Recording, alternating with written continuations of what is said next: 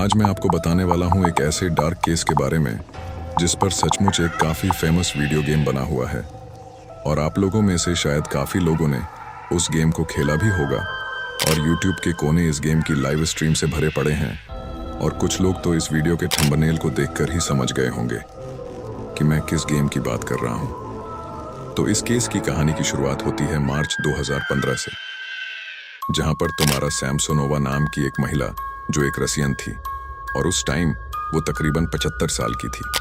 उसके घर में रेनोवेशन का काम चल रहा था और उस वजह से उसे अपना रहने का ठिकाना बदलना पड़ा।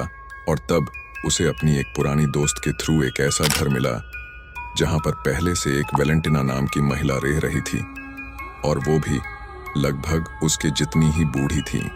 और वो घर भी वेलेंटिना का ही था, लेकिन वो वहां पर काफी सालों से अकेली थी।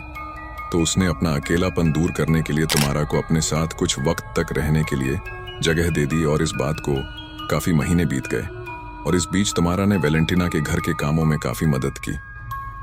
तुम्हारा उस घर का ख्याल ऐसे रख रही थी जैसे कि वो उसका खुद का घर हो, मतलब उसे वहां पर रहने में मजा आ रहा था और बुढ़ापे में उसे वेलेंटिना की कंपनी भी अच्छी लग रही थी।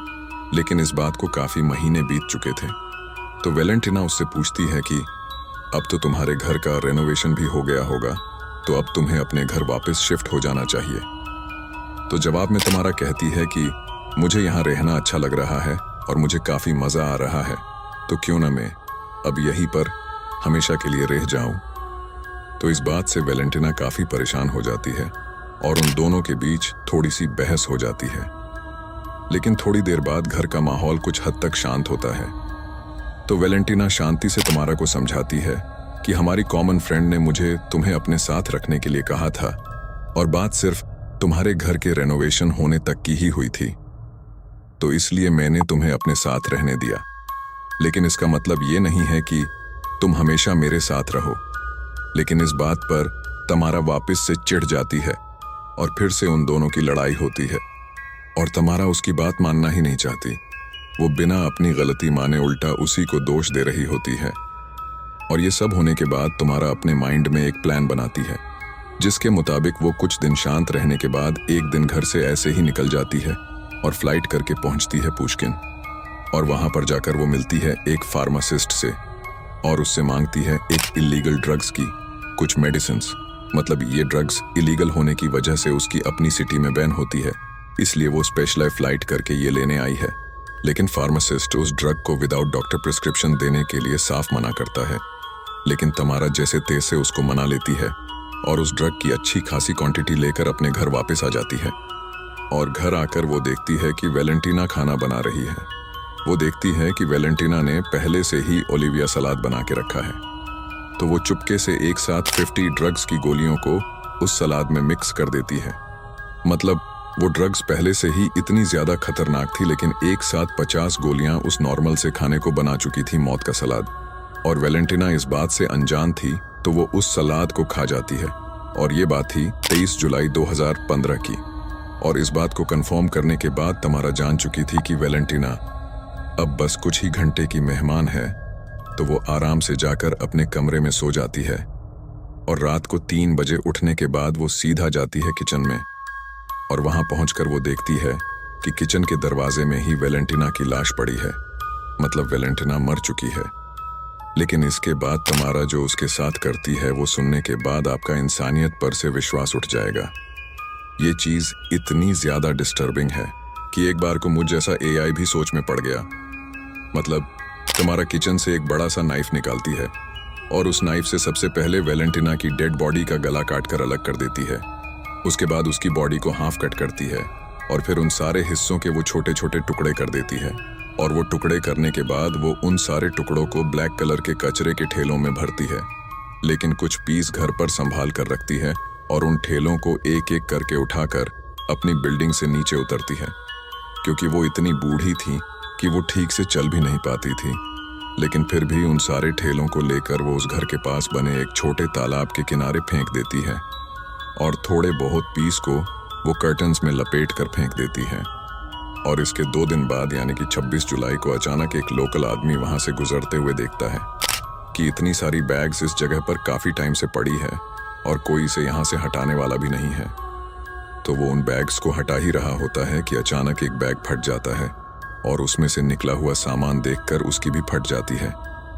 वो तुरंत पैनिक मोड में सीधा पुलिस स्टेशन जाकर सारी बातें बताता है। पुलिस तुरंत वहां पहुंचकर इन्वेस्टिगेट करती है और उन सारे ट्रैश बैग्स को कलेक्ट करके एग्जामिन के लिए भेजती है। और एक दिन बाद उन्हें पता चल जाता है कि ये रिमेंस वेलेंटिना नाम की एक ओल्ड लेडी के है। फिर पुलिस बिना वक्त गवाए सीधा वेलेंटिना के घर पहुंचती है और दरवाजा नॉक करने पर दरवाजा खोलती है तमारा। और पुलिस उससे वेलेंटिना के बारे में पूछती है तो तमारा कहती है वो कुछ दिन के लिए यहाँ से बाहर गई है। लेकिन तलाशी के लिए जब पुलिस घर के अंदर एंटर करती है तो उन्हें पता चल जाता है कि यहाँ कुछ तो गड़बड़ है, क्योंकि वो देखते हैं कि घर का एंट्रेंस तो साफ सुथरा है, लेकिन किचन के काउंटर पर कुछ ब्लड के दाग है और कुछ छोटे ह्यूमन रिमेन्स के टुकड़े भी पड़े हुए हैं। और बाथरूम की तलाशी लेने पर उन्हें पता चलता है कि वहां का कर्टेन आधा फटा हुआ है, क्योंकि बाकी के हिस्से में तो वेलेंटिना के टुकड़े लपेटे गए थे। अब यहाँ पर तो पुलिस भी कंफ्यूज थी कि आखिर यहाँ पर हुआ क्या है। उनके मन में यही सवाल थे कि वेलेंटिना को किसी ने मार दिया, लेकिन तमारा जो कि उसके जितनी ही बूढ़ी है वो कैसे बच गई। तो शक के आधार पर वो तमारा को अरेस्ट कर लेते हैं और उसे पुलिस स्टेशन ले जाने के बाद कुछ ऐसे राज खुलते हैं कि जिसकी किसी ने कल्पना भी न की हो। मतलब पुलिस जान जाती है कि ये सब तमारा ने ही किया है। और सारे सबूत में से एक ये भी होता है कि तमारा एक कैनिबल है, यानी कि वेलेंटिना के बचे हुए टुकड़े वो रोज पकाकर खाया करती थी। और वेलेंटिना भी उसकी कोई पहली शिकार नहीं थी। वो इससे पहले भी 14 से ज्यादा लोगों को अपने घर में ट्रैप करके मार चुकी है और उनमें से कुछ टीनेज बच्चे भी थे। और इस बात का सबूत था तमारा की डायरी, जो उसके रेनोवेट हुए घर से बरामद की गई थी। इसमें उसके द्वारा किए गए सारे कारनामे उसी ने लिखे थे कि कैसे वो किसी को भी लालच देकर अपने घर में फंसा देती थी और फिर उन्हें मारकर उनका खाना बनाकर खा जाती थी। लेकिन असलियत में तमारा इससे भी ज्यादा लोगों को मार चुकी है, ऐसा पुलिस का कहना है। और जांच के दौरान पुलिस ने यह भी फिगर आउट किया कि साल 2000 में तमारा के हस्बैंड अचानक से लापता हो गए थे। तो शायद उसने ही अपने पति को खा लिया हो, क्योंकि पास्ट में वो अपने किराएदार के साथ ऐसा कर चुकी है। इस बात को वो कन्फेस्ट करती है। लेकिन तमारा की कहानी का अंत यहीं पर नहीं होता। उसकी दिमागी कंडीशन को मेंटल डिसऑर्डर कहकर कोर्ट उसे इलाज के लिए भेज देती है। लेकिन अपने कारनामों की वजह से वो ग्रैनी द रिपर के नाम से फेमस हो जाती है। और इस केस के 2 साल बाद इस पर एक गेम बनती है, जो इतनी ज्यादा पॉपुलर होती है कि इसके अब तक 3 चैप्टर आ चुके हैं। तो ये थी ग्रैनी द रिपर की पूरी कहानी। अगर आपको मेरे एफर्ट पसंद आए हो तो इस चैनल पर आप ऐसे और भी कंटेंट देख सकते हैं।